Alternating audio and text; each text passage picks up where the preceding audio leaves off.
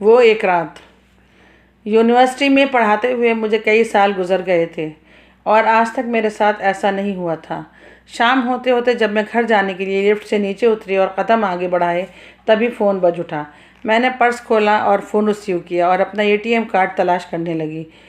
Phone پر بات کرتے کرتے مجھے احساس ہوا کہ میرا ATM کارڈ شاید پرس میں ہے ہی نہیں۔ میں دوڑ کر پھر اوپر پہنچی۔ لفٹ سے آنے والی میں ہر روز آخری شخص ہوا کرتی تھی۔ اس کے بعد لفٹ مین مجھ سے پوچھ کر چینل پر تالا ڈال دیا کرتا تھا۔ میں جلدی سے لفٹ کی طرف دوڑی کہ کہیں لفٹ بند نہ ہو جائے۔ لفٹ مین وہاں نہیں تھا۔ میں جلدی سے اوپر گئی اور اپنا ATM کارڈ ڈھونڈنے لگی، لیکن وہ وہاں بھی نہیں ملا۔ میں جلدی واپس آئی اور اس آنے جانے میں مجھے 20 منٹ لگ گئے، اور جب تک واپس آئی تو لفٹ کے باہر کا چینل پر تالا پڑ چکا تھا۔ اب میری ہوا خراب ہو گئی۔ جلدی بلند آواز میں بہادر کو آوازیں دینے لگی، لیکن مجھے فوراً ہی اپنی غلطی کا احساس ہوا کہ بہادر کو بتا کر جانا چاہیے تھا۔ لفٹ والا یہ حصہ ویسے بھی خالی رہتا تھا۔ اب میری آنکھوں کے سامنے تارے ناچنے لگے کہ اب کیا ہوگا۔ ساری لائٹیں بند ہو چکی تھیں، صرف ایک لائٹ تھی جو کوریڈور میں جلتی رہتی تھی، وہ بہادر جلا کر جا چکا تھا۔ ایک خوفناک سناٹا میرے روئے میں دوڑنے لگا۔ دل کا گھبراہٹ کے مارے برا حال تھا۔ پھر بہادر کا خیال آیا، پرس کھولا اور بہادر کا نمبر ملایا، مگر اس طرف سگنل پہلے ہی بہت کم آتے تھے اور اس وقت قسمت کی دیوی مجھ سے ناراض تھی۔ اف، کیا کروں؟ گھبراہٹ اور ہول سے برا حال ہو رہا تھا۔ لفٹ کا دروازہ کھول کر بیٹھ گئی۔ اس وقت سب سے زیادہ یاد آنے والی ہستی اللہ کی تھی۔ زبان سے وہ سارے اشعار جو آج دن بھر گنگنائے تھے رفو چکر ہو چکے تھے۔ آنکھیں برسنے لگیں اور خوف بہت تیزی سے میرے آس پاس جمع ہو رہا تھا۔ ہم ہجرت کر جانے والوں کے تو گھر بھی تنہا ہوتے ہیں، کوئی نہیں ہوتا پیچھے کے فون کر کے پوچھ ہی لے کہ ستارہ تم ابھی تک آئی کیوں نہیں۔ نومبر کی ابتدائی تاریخیں تھیں۔ موسم دن میں بھلے ہی کچھ ہلکا سا گرم ہو، لیکن رات میں کافی خنکی ہو جاتی تھی۔ 8 بج چکے تھے۔ میں روشن دان سے چاند کی ایک کرن میرے پیروں کے پاس آنے لگی۔ میں نے اپنا سوجا ہوا منہ اٹھا کر چاند کو دیکھا، وہ مسکرا رہا تھا۔ اس وقت لگا چاند میرا ہم نوا ہے۔ بہت دیر تک اس طرف دیکھتی رہی اور دل ہی دل میں اس سے باتیں کرتی ہوئی اپنی بے بسی پر آنسو بہاتی رہی۔ 1 گھنٹے کے بعد وہ سرکتا ہوا نظر آنے لگا اور میرے اندر کی وہ ہمتیں پھر ٹوٹ گئیں۔ اس وقت اپنی مشفق ماں، پیارے ابو اور ہر وقت لڑتے جھگڑتے بہن بھائی بہت یاد آئے۔ سوچا چلو آج ان تمام اچھے برے وقتوں کو یاد کر لوں اور اپنا محاسبہ بھی کر لوں۔ رات تو کسی نہ کسی طرح کاٹنی ہی ہے۔ ایک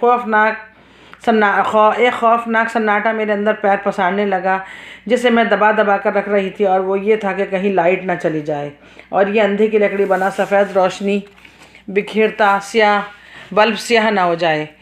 میں نے پھر اپنا پرس ٹٹولا اور ادھر ادھر ہاتھ مارنے لگی۔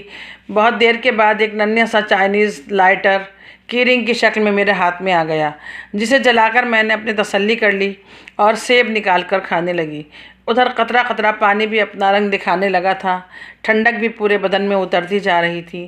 میں نے اپنا دوپٹہ اتار کر تہہ کر کے اپنے نیچے زمین پر رکھ کر ٹھنڈک کو کچھ کم کرنا چاہا۔ اسٹول کو پورا اپنے سر پر لپیٹ لیا، چادر کو ایک بار پھر ٹھیک کیا اور بیٹھ گئی۔ دن بھر کی تھکان، تنہائی اور خوف، میں چاہتی تھی کہ کسی طرح میں گہری نیند سو جاؤں اور بس پھر صبح ہی آنکھ کھلے جب یہ قیامت کی رات گزر چکے۔ مگر رات کا بڑھتا ہوا سناٹا، چاروں طرف سے آنے والی کیڑوں کی عجیب آوازیں اور دل کی دھک دھک نے میری حالت اتنی خراب کر دی تھی کہ نیند میری آنکھوں سے کوسوں دور ہو چکی تھی۔ زبان اللہ اللہ کرتے کرتے سوکھ جاتی تو ایک قطرہ پانی منہ میں ڈال لیتی۔ پانی پیٹ میں زبردست تناؤ پیدا کرتا جا رہا تھا، اسے روک پانا اب میرے لیے مشکل تھا۔ اس گھبراہٹ اور بے چینی نے رات گزرنے کے جو سارے راستے کھوجے تھے وہ رفو چکر ہو گئے۔ پیشاب کی شدت نے پیٹ میں تکلیف پیدا کرنا شروع کر دی۔ میں اٹھی اور اس چھوٹی سی لفٹ میں ٹہلنے لگی کہ اس مصیبت سے کیسے چھٹکارا حاصل کروں۔ جسم کی پوری طاقت پیدا ہونے والی اس پریشانی کو روکنے میں لگی ہوئی تھی۔ وقت دیکھنے کے لیے موبائل اٹھایا تو پتہ چلا کہ وہ بھی ساتھ چھوڑ چکا ہے۔ اف خدایا، یہ کون سی غلطی کی سزا دے رہا ہے مجھے؟ گناہ معاف فرما دے میرے اور میری مدد کر۔ روتے روتے آنکھیں لال، گال سرخ اور جلد میں جلن ہونے لگی۔ اپنے ذہن کو دوسری طرف موڑنے کا ارادہ کیا۔ سوچا چلو کچھ لکھنے کی کوشش کروں، پرس کھنگالا کہ کچھ مل جائے۔ ایک مڑا تھوڑا سا کاغذ ہاتھ آیا، کھول کر دیکھا تو بہت پرانی تاریخ پڑی ہوئی ملی اور کچھ لکھا ہوا بھی تھا۔ بہت آگے گڑا کر پڑھنا چاہا تو سب کچھ یاد آ گیا۔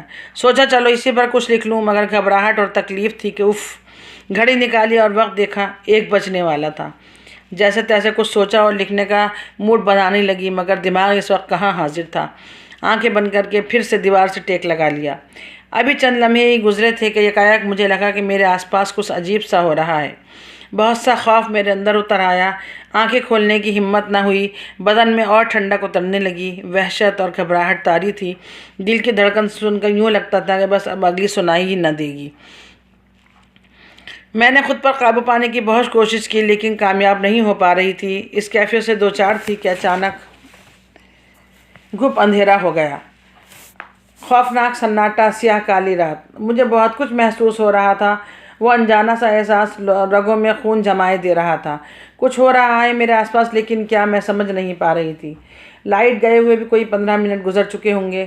مجھے پورا یقین ہو چلا تھا کہ یہ قیامت خیز گھڑیاں میری زندگی کی آخری گھڑیاں ہیں، بس اب ستارہ ختم۔ تبھی اچانک میرے منہ پر تیز روشنی پڑی، میں نے خوشی اور گھبراہٹ میں آنکھیں کھول دیں، اور اب جو منظر میری آنکھوں کے سامنے تھا میں اسے کیا نام دوں۔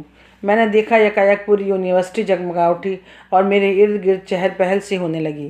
بہت سی آوازیں اچانک میرے کانوں سے ٹکرانے لگیں، اور پھر اچانک میری مٹھی میں قید لوہے کا جال کسی کے لمس سے آزاد ہوا اور لفٹ کا تالا کھولا گیا۔ میں اپنے پیروں پر تو بالکل نہ اٹھی، مجھے تو بالکل یہ پورا یقین ہے، مگر کسی نے مجھے اٹھا کر لفٹ کے اندر کی دیوار سے چپکا ضرور دیا تھا۔ اچانک یونیورسٹی میں جیسے دن نکل آیا، ہر کلاس روم جگمگا رہا تھا، لوگ ادھر سے ادھر کتابیں ہاتھوں میں لیے آ جا رہے تھے، کچھ پروفیسرز داڑھی والے تھے، کچھ کلین شیو تھے، اور لفٹ کا بھی بھرپور استعمال ہو رہا تھا۔ لڑکے اور لڑکیوں کے روز کی طرح ہنسی اور قہقہے بھی سنائی دے رہے تھے۔ میری نگاہوں کے سامنے پورے کلاس روم چل رہے تھے، نہ سمجھ میں آنے والا ایک شور۔ میں ہر جگہ سے ایک جگہ سے دوسری جگہ آ جا رہی تھی، مگر کیسے یہ مجھے علم نہ تھا۔ طلباء کے کمرے بھرے پڑے تھے اور ان میں سے کچھ کے چہروں کو تو میں اچھی طرح پہچانتی بھی تھی۔ یہ سب میری آنکھوں کے سامنے ہو رہا تھا، مگر لگ رہا تھا کہ جیسے میں کسی کو نظر ہی نہیں آ رہی۔ پتہ نہیں کتنا وقت گزر چکا ہوگا جب میں اسٹاف روم میں لائی گئی لذیذ کھانوں کی جانی پہچانی اشتہا انگیز خوشبو میرے نتنوں سے گزر کر میرے معدے میں اترنے لگی۔ میں اسے قوت شامہ سے پہچان رہی تھی، لیکن کچھ کھانوں کی مہک میرے لیے اجنبی تھی۔ سب روز کی طرح اپنا اپنا ٹفن کھولے ہنستے مسکراتے لنچ کر رہے تھے۔ 4 بجتے بجتے لائٹیں بند ہونے لگیں اور لوگ آپس میں الوداعی الفاظ ادا کرنے لگے۔ لفٹ تو برابر اپنا کام کر ہی رہی تھی۔ آدھے گھنٹے میں پوری یونیورسٹی میں سناٹا سا چھانے لگا۔ پھر کسی نے بہادر کو آوازیں لگائیں۔ میرے کان کھڑے ہوئے کہ بہادر مجھے دیکھ کر کچھ کہے گا۔ بہادر کی آواز پر ایک لمبا چوڑا لفٹ مین آیا۔ اس نے لفٹ کا باہر سے چینل بند کر دیا اور چلا گیا۔ میرے چاروں طرف جامد سناٹا اور سیاہی چھا گئی۔ اس بار اس اندھیرے نے میرے ہاتھ پیر برف کی مانند ٹھنڈے کر دیے کہ آج میری زندگی میں یہ ہو کیا رہا ہے۔ میرے سر کا ایک بال جیسے پانی میں ڈوبا ہوا تھا، خوف سے دانت کٹ کٹ بج رہے تھے اور جسم بری طرح کانپ رہا تھا۔ ہاں، مجھے اب پیٹ میں بھی راحت محسوس ہونے لگی تھی۔ اندھیرا یوں ہی کوئی 15 منٹ اور رہا ہوگا یا اس سے کچھ کم۔ وحشت میں لمحے تو صدیاں بھی لگنے لگتے ہیں، اسی لیے کچھ صحیح پتہ نہیں۔ پھر اچانک وہی سفید بلب جل اٹھا جو شام کو بہادر جلا کر گیا تھا۔ اس کے بعد کیا ہوا مجھے یاد نہیں۔ ہاں، میں چیخی تھی اور بہت زور سے چیخی تھی۔ مجھے لگا کہ آسمان کی پاں پھٹ چکی تھی، اور کچھ وقت بعد مجھے لگا کہ جیسے بہادر آ گیا ہو۔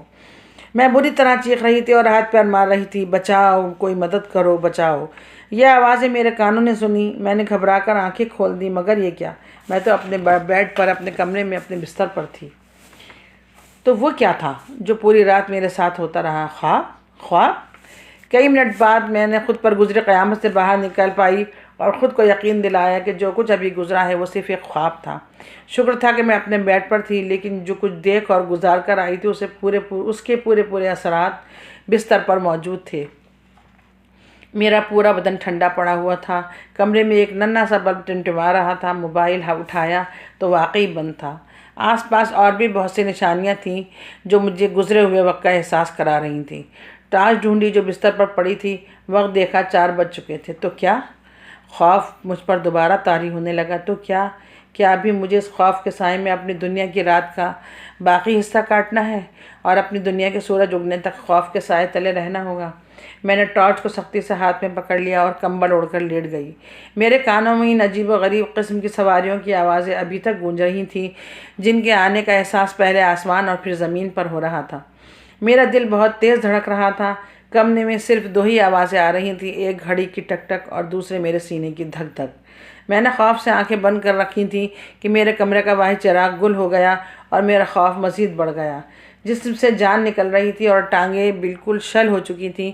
میں نے جلدی سے ٹارچ جلا کر اپنی منہ پر روشنی کی اور کمبل کو اپنے ارد گرد آئینی دیوار سمجھ کر اس میں لپیٹ کر خود کو محفوظ کرنے کی کوشش کی، جیسے یہ کمبل نہ ہو کوئی محفوظ قلعہ ہو جس کے باہر صرف خوف و ہراس ہو اور کچھ بھی نہیں۔ یہ خواب تھا یا حقیقت، میرے ساتھ کچھ ہوا پتہ نہیں، لیکن اتنا ضرور مجھے یاد تھا کہ آج میں یونیورسٹی کے لفٹ میں پھنس گئی تھی۔